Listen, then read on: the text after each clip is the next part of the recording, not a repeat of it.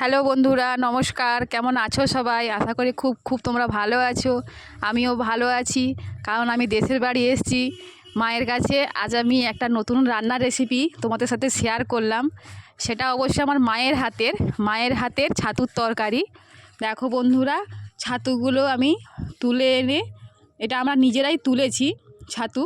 ছাতুটা তুলে এনে খুব সুন্দর করে ভালো করে প্রথমে গোটা গোটা পরিষ্কার করে জল দিয়ে ধুয়ে নিতে হবে, কারণ কাদা টাদা থাকে, তো কাদা বালিটালি থাকে, এই জন্য ভালো করে সুন্দর করে পরিষ্কার করে ধুয়ে নিয়ে ভালো করে বটি দিয়ে কেটে নিতে হবে। ছোটো ছোটো করে কেটে নেবে। ভালো করে কেটে নিচ্ছি, আমার মা কাটছে বটি দিয়ে। এরপর ভালো করে ছোটো ছোটো করে পরিষ্কার করে কেটে আবার একবার ধুয়ে নিতে হবে। ধুয়ে ভালো করে জল ঝরিয়ে নেবে। জল ঝরিয়ে নিয়ে ওর সাথে নুন আর হলুদ মাখিয়ে নেবে। খুব সুন্দর করে ভালো করে চটকিয়ে নুন হলুদটা মাখিয়ে নেবে। মাখিয়ে নেওয়ার পর আমি এর সাথে একটা আলু দেব। আলুটাও ছোটো ছোটো করে কেটে নেব, সরু সরু করে কেটে নেব। দেখো বন্ধুরা, আমার ছাতু কাটা হয়ে গেছে আর আলুও কাটা হয়ে গেছে। মশলার জন্য পেঁয়াজ কুচি, আদা বাটা নিয়ে নিয়েছি।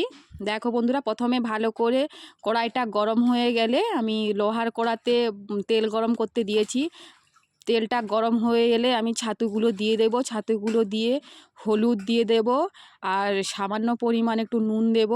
দিয়ে ভালো করে অল্প করে ভাজবে, কারণ এটা ঝাল দেওয়া হবে, তো একটু অল্প করে ভাজলেই হবে। অল্প করে ভেজে আমি তুলে নিয়েছি। এরপর আমি কড়াইতে আবার ওই কড়াইয়ে তেল দিয়ে একটু গোটা জিরে আর পেঁয়াজ কুচি দিয়ে দেব। হলুদ অ্যাড করব, হলুদ, লঙ্কার গুঁড়ো দিয়ে ভালো করে কষাতে থাকবো। কষিয়ে নেওয়ার পর আবার ওর সাথে আদা বাটা দেব। আদা বাটা দিয়ে খুব ভালো করে কষিয়ে নেবে। এইভাবে ভালো করে কষিয়ে নেবে। কষিয়ে নেওয়ার পর আমি ওর সাথে কেটে রাখা আলুটা দেব। কেটে রাখা আলু দিয়ে 1-2 মিনিট ভালো করে একটু কষিয়ে ছাতু অ্যাড করব। কষিয়ে নিয়ে তার সাথে ছাতু অ্যাড করব। ভাজা ছাতুটা আমি দিয়ে দেব। ভাজা ছাতু আর আলু ভালো করে কষিয়ে নেব।